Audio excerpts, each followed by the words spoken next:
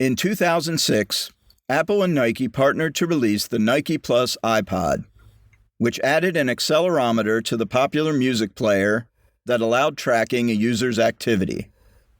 But like many Apple products, it was never embraced because it was ahead of its time.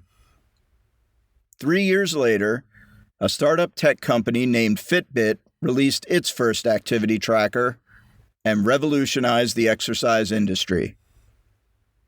Through gamification, which corresponded to developments in the video game industry, along with strategic partnerships with corporate wellness programs, Fitbit quickly became the leading solution for activity tracking.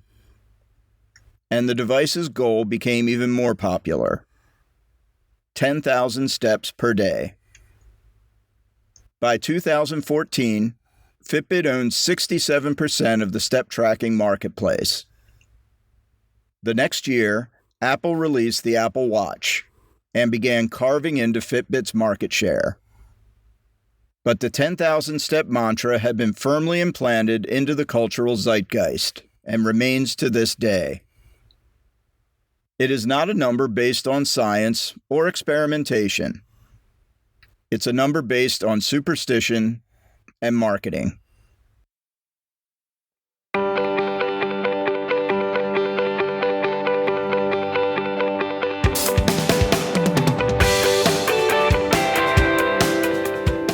From Pulsar, this is How Marketing Changed the World.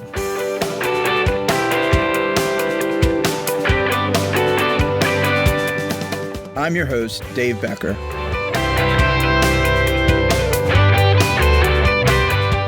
In this episode, Pedometers.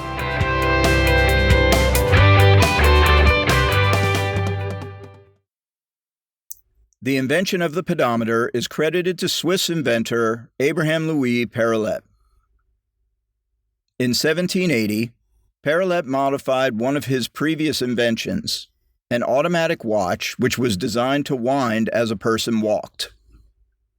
But it would take 180 years to improve on that concept. In conjunction with the 1964 Tokyo Olympics, the Japanese clock-making company Yamasa produced the first commercial pedometer on the recommendation of a physician who warned that Tokyo's citizens were becoming too sedentary. According to Japanese tradition, the number 10,000 had long been a symbol of abundance. In addition, the Japanese character for 10,000 loosely resembled a high-stepping figure with outstretched arms.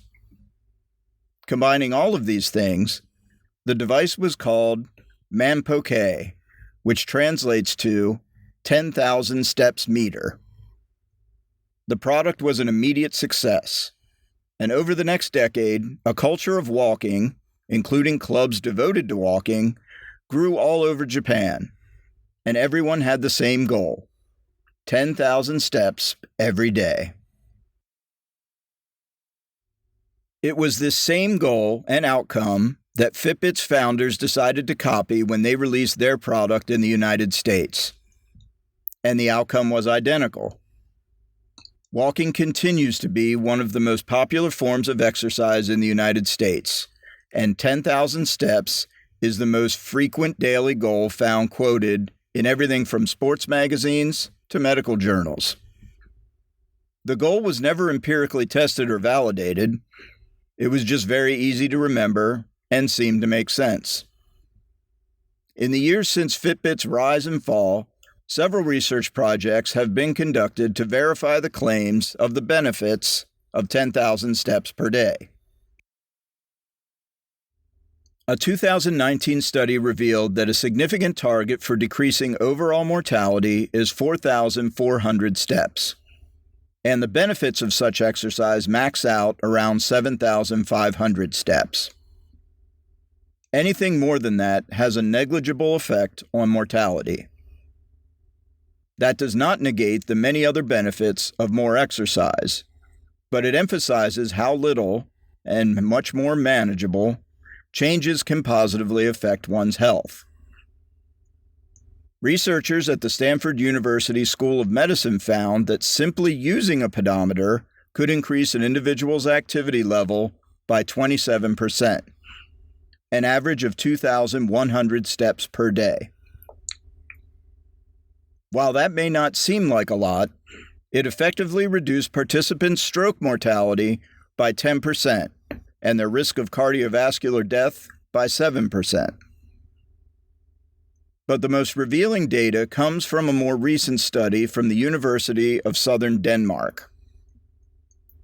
Researchers set out to test the actual benefit of 10,000 steps per day. They verified that taking up to 10,000 steps every day reduced the risks of cancer and cardiovascular disease. But more importantly, they uncovered that walking speed and intensity were far more important than mere step counts. So 10,000 steps turns out to be a nice daily goal, even if it was completely arbitrary at the start. But rather than simply counting steps, a better walking workout is one that is shorter and brisker. Despite being absorbed into the Google universe in 2021, Fitbit not only helped all of us to focus on getting 10,000 steps every day, it launched the activity tracker market.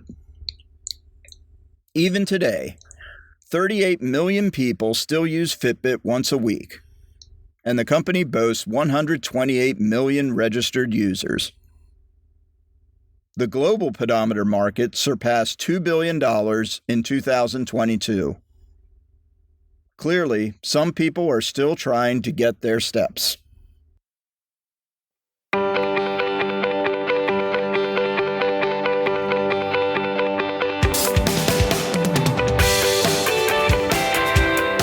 Thank you for joining us for another episode of How Marketing Changed the World.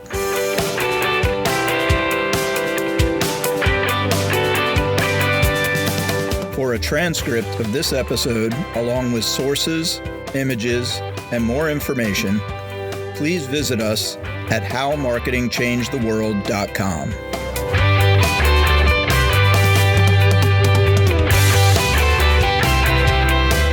How Marketing Changed the World is produced by Pulsar.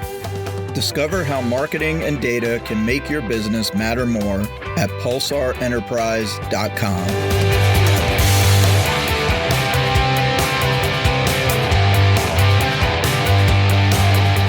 I'm Dave Becker.